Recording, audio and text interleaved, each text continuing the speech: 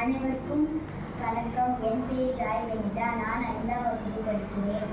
நான் பேச எடுத்துக்கொண்ட தலைப்பு கல்விக்கண் திறந்த காமராஜர். காமராஜர் ஜூலை 15ஆம் தேதி 1903ஆம் ஆண்டு பிறந்தார். அவரது பெற்றோர் குமாரசாமி, சிவகாமி அம்மாள்.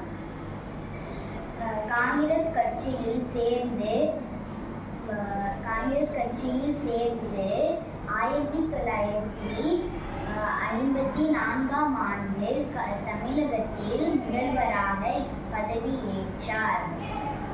கட்டாய கல்வி, இலவச கல்வி, மதிய உணவு திட்டம், பல திட்டங்களை ஏழை மக்களுக்கு உருவாக்கினார். 1975ஆம் ஆண்டு பாரத